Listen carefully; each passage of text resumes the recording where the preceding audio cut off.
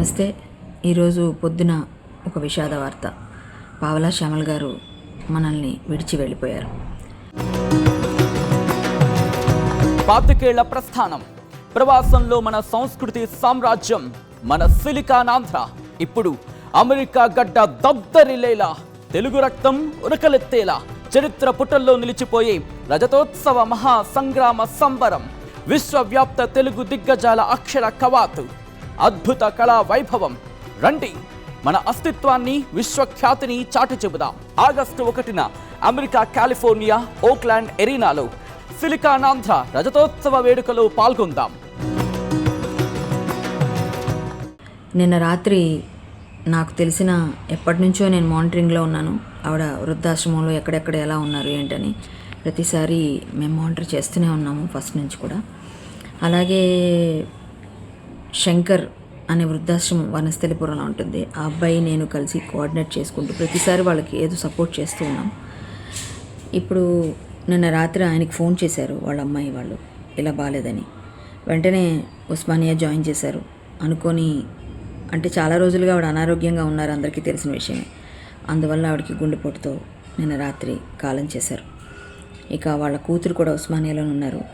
నేను ఇప్పుడు వెళ్తున్నాను, అన్నీ దగ్గరుండి ఫైనల్ రైట్స్ అయ్యే వరకు అన్నీ చేస్తాను.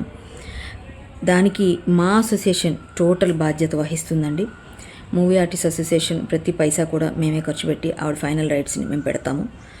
నేను ముందు నుంచి ఆవిడని టేక్ ఓవర్ చేసి చాలా విషయాల్లో నేను ఆవిడకి సపోర్ట్ చేసినందుకు గాను చాలా వాటిలో మనం ఆవిడకి ఆశ్రమాల్లో వాటిలో కూడా జాయిన్ చేసి ఉన్నాం.